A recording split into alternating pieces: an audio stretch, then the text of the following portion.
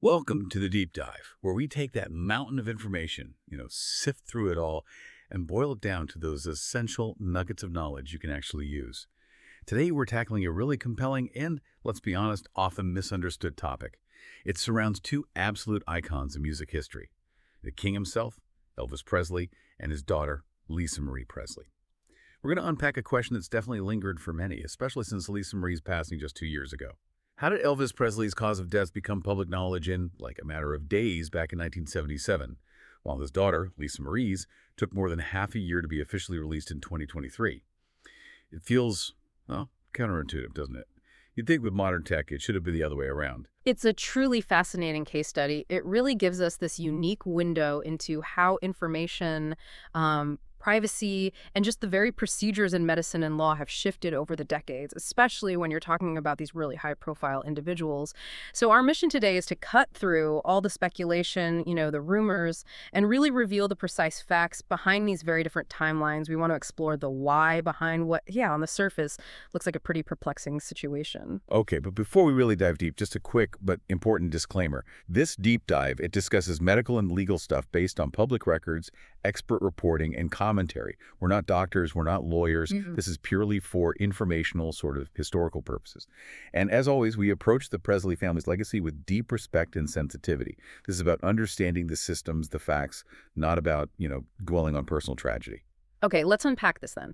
Because that immediate public perception, speed versus delay, it's often so different from the actual complex reality of accuracy, thoroughness, and legal compliance.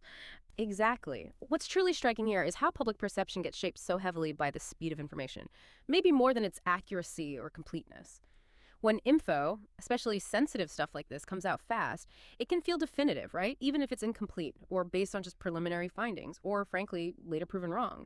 And conversely, when information takes a long time to emerge, like 6 months, people immediately jump to conclusions. Secrecy, cover-ups, maybe even something sinister, but in reality, that delay is often a sign of a really meticulous process, careful verification, sticking to new standards of privacy and precision. And this dynamic, it plays out perfectly in the Presley family's story. Okay, so let's start back in 1977. Section 1. The Rush Truth, Elvis Presley's death. Let's set the scene. August 16, 1977. I mean, the world was just absolutely stunned, shocked, when Elvis collapses at Graceland. He's rushed to Baptist Memorial Hospital, pronounced dead at 3:30 p.m. The shock was immense, the grief overwhelming, and the public was just desperate for answers. Immediately. So what happened next, almost right away, set this precedent for public info release that, looking back, seems almost unbelievable. Well, that very evening, which is astonishingly fast, Elvis's own physician, Dr. Jerry Francisco, conducted the autopsy himself. And then, within an incredible 48 hours of Elvis passing, Dr. Francisco goes public. He speaks directly to the press with what sounds like absolute certainty. His statement, the one the whole world heard, was, "There was no indication of any drug abuse of any kind." A very bold, very definitive declaration fired off super quickly. Okay, 48 hours. No drug abuse. Seems clear. It seemed clear. It gave the public an official answer, fast. It felt like, okay, case closed, hard issue, sad, but straightforward. But here's where it gets, as you said, really interesting, where that solid narrative just immediately starts to fray at the edges. Even as Dr. Francisco is making that statement, other things are happening behind the scenes. Toxicology testing, which takes time, was already underway. And then just days later, sometimes it felt like hours news reports start circulating. Whispers become headlines. Leaks, basically. Exactly. Leaks suggesting something completely different, that Elvis might have had up to 14 different drugs in his system. 14. 14. So the public gets this super fast answer, but almost instantly it feels incomplete. Or worse, contradictory. It just creates this cloud of suspicion right away. It absolutely did. It launched this whole era of confusion, speculation, conspiracy theories even, that really defined the narrative around his death for decades. It was just a chaotic media circus. And you mentioned Peter Grolnick's biography, Careless Love. It's incredibly detailed. He famously wrote that the toxicology findings, when they eventually came out, would reveal a pharmacological cocktail of staggering proportions. Staggering proportions, not just a couple of pills. No, not at all. We're talking about a dangerous mix. Think about its sedatives like Valium, methaqualone, which people knew as Quaaludes back then, plus pain relievers, other psychoactive drugs. When you combine those, especially in large amounts, they don't just add up. They can multiply each other's effects. It's called potentiation. Right, so even if one dose isn't lethal, the mix becomes deadly. Precisely. It can severely depress your breathing, mess with your heart rhythm, essentially overwhelm the system. The leaked documents pointed to things like codeine, Valium, Quaaludes, and others. So the medical findings, once people started digging, painted this picture of severe, chronic overmedication, way more complex and tragic than just a simple heart attack. And yet, despite these leaks, these internal findings, contradicting the official line, the official toxicology report, the one that actually confirms all this, it wasn't released until 1980, nearly 3 years after he died. That's a huge delay for the official confirmation. It just left this massive void. It really did. And you have to ask, why? Why the rush at the start, then this incredibly long wait for the official truth? Well, it was complicated. Behind the scenes, there were big disagreements among the medical examiners about how to interpret the findings. It wasn't a clear consensus internally. Ah, so professional disputes played a role. Definitely. And navigating that in such a high-profile case takes time.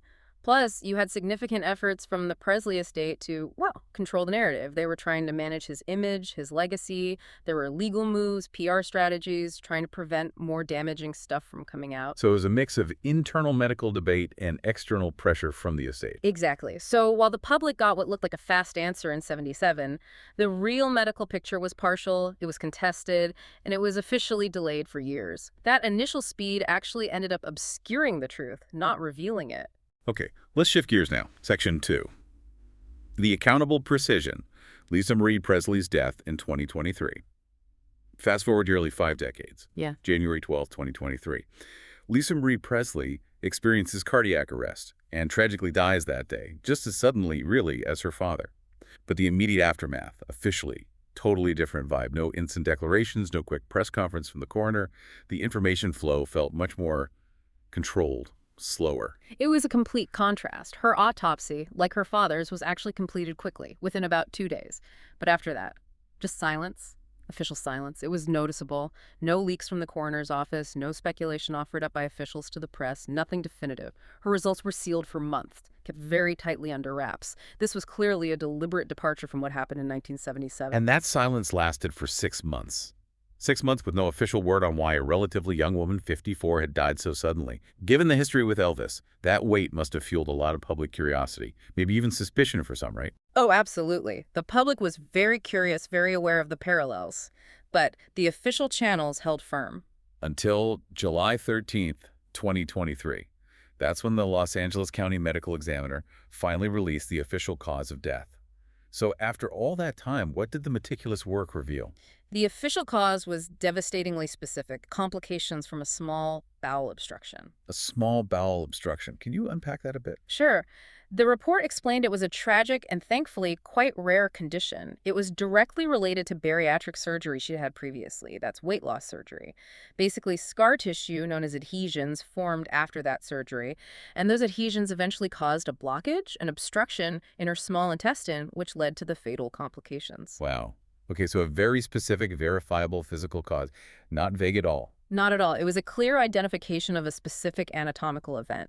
It really showed the level of detailed analysis they performed. And the big question, given her father's history, Yeah. what about toxicology? Were drugs involved? That was obviously a major point of interest. The toxicology report did note the presence of oxycodone, which is a painkiller, and quetiapine, an antipsychotic medication, in her system. Oh, okay, so there were substances present. Yes. But, and this is the absolutely crucial part, the report was explicit. These were prescribed medications, and more importantly, they were present at therapeutic levels, not toxic or lethal levels. The report was unequivocal. These drugs played no direct role in her death. So they were in her system, as prescribed, but didn't cause the death. The bowel obstruction did. Precisely. NBC News summed it up very clearly. Lisa Marie Presley had opioids in her system but died from bowel obstruction. It was a very clear, medically sound, verified explanation that directly addressed those public concerns about drug involvement and put them to rest with evidence. The thoroughness there, separating presence from cause, that seems really significant. It really is. It's a hallmark of modern forensic work and official transparency. Okay, so Section 3, unpacking the differences. Why the huge discrepancy? We've got these two incredibly famous deaths in the same family, decades apart. One rushed, leading to confusion. the other delayed, leading to clarity. What are the key factors explaining this? It's more than just time passing, right? Oh, absolutely. It's a systemic shift. One huge factor is just the evolution of medical procedures and forensic science itself. Think about 1977. Forensic pathology was advanced for its time, sure, but it didn't have the sophisticated tools, the standardized protocols we rely on today. An autopsy back then might have relied more on what you could see, macroscopic findings, and maybe simpler chemical tests. Right, and compared to today. Well, fast forward to 2023. A case like Lisa Marie's involves multiple layers of testing that just weren't standard or even available back then. You've got detailed histology that's looking at tissue samples under a microscope, seeing things invisible to the naked eye, finding subtle clues about disease or injury. Okay, microscopic examination. What else? Then there's meticulous prescription vetting. They check every single medication someone was prescribed, verify it against medical records, understand the dosage, the purpose. This helps figure out drug interactions or rule them out. So really tracking the pharmaceuticals. Exactly. And multi-stage toxicology, it's not just one test anymore. It's a series of increasingly sensitive tests to identify and precisely measure every substance in the body, leaving no stone unturned, basically. Much more comprehensive. Absolutely. And finally, rigorous legal review throughout the whole process, making sure everything complies with modern laws, standards of evidence, especially in high-profile cases like this. These detailed processes, they just inherently take time. You have to ensure accuracy, irrefutability before releasing anything. It's about getting the undeniable truth, not just a quick answer. That makes a lot of sense. Speed isn't the goal, accuracy is. But you mentioned rigorous legal review. That points to something else, doesn't it? A massive legal change between 77 and 23. Yes. The absolute game changer here, legally speaking, is IPAY, the Health Insurance Portability and Accountability Act. I passed in 1996, right? Correct. Before HIPAA in 1977, there were no comprehensive federal laws like it protecting patient confidentiality. It was a vacuum, legally speaking. Doctors, medical staff, they could discuss patient information more freely. That's why Elvis's doctors could talk to the press, make those public statements, even if they were speculative or premature, without facing major legal consequences. No real penalty for publicizing a patient's cause of death back then. Not on a federal level like HIPAA mandates now. It was a totally different legal environment, often prioritizing immediate public information over individual privacy. So how did HIPAA specifically change things for Lisa Marie? How did it lead to that 6-month delay in the precise release? It basically created a legal barrier that didn't exist for Elvis. Exactly. Under HIPAA, Lisa Marie's medical records, her autopsy findings, they became highly protected information, legally protected. No official body, not the coroner's office, not anyone involved medically, could just release or discuss that information without following strict procedures and authorizations. Patient privacy became paramount, legally enforced. Even after death.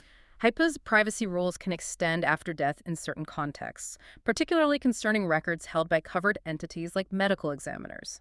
There are specific rules about disclosure. The LA County Medical Examiner explicitly stated they released Lisa Marie's report only after meeting all HIPAA standards and complying with California public records law. It wasn't optional, it was legally mandated. So IPAA forces precision protection verification. It prevents those premature, potentially inaccurate disclosures. Precisely. It created a legal shield. In 77, medical info was like an open book. By 2023, thanks to IPAA, it was behind locked doors, needing proper keys and authorization. A fundamental shift. A huge shift. Now, beyond the science and the law, what about influence from the family or the estate? Given the history, surely they wanted things handled differently this time. Very likely, yes. That's almost certainly another layer here. Lisa Marie wasn't just famous, she was the sole heir to the Presley estate, a huge entity. That means powerful legal teams, PR teams, whose job is to protect the family's interests and legacy. So you think they actively pushed for the delay until everything was confirmed? It's highly probable.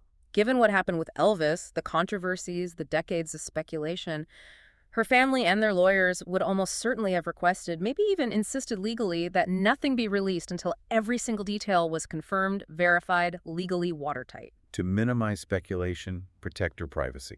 Exactly. Their goal would be avoiding misinformation, respecting her legacy. So you have this convergence. Advanced science demanding time, strict laws mandating privacy, and likely strategic input from the family, all pushing towards a thorough, delayed, but ultimately accurate disclosure. It wasn't about hiding things. It was about ensuring the truth, when it came out, was unimpeachable. Okay, Section 4, the irony, the legacy, and final thoughts. This really brings us to the core irony, doesn't it? Two lives, so connected, yet their deaths handled in such opposite ways by the system. It's fascinating. Elvis's death. Instant public knowledge. Global headlines fueled by this desperate need for answers. But so much of what people initially believed turned out to be inaccurate, or at least incomplete, for years. That rush bred misinformation, distrust, myths that still linger. Right, well, Lisa Marie's death, Yeah. that took half a year of official silence to explain. But what we were eventually told was medically sound, thoroughly verified, transparent once released. The delay actually fostered accuracy, clarity, and probably more public trust in the final information. A complete reversal. It really does feel like, in a way, Lisa Marie received a dignity in death that perhaps Elvis didn't. A respect for verified truth over speed. I think that's a really profound way to put it. It hits the nail on the head. Remember that Guralnick quote about Elvis? What Elvis needed was honesty and boundaries. What he got was complicity and fear. That failure, the people around him enabling things, maybe being afraid to intervene, it contributed to his death and the chaos surrounding how it was reported. But for Lisa Marie, For Lisa Marie, the modern medical system, the legal framework like Keough, it actually did what it was supposed to do. It protected her privacy, ensured the truth was meticulously established, and then released it with integrity. It wasn't about managing PR. It was about following procedure, respecting the law, which ultimately provided this form of protection and respect for her even after she was gone. so for anyone listening who still wonders, maybe suspiciously, why did it take so long for Lisa Marie? What's the concise answer you can give them? The takeaway. Tell them this. In 1977 with Elvis, they rushed the story and frankly got it wrong, leading to years of confusion.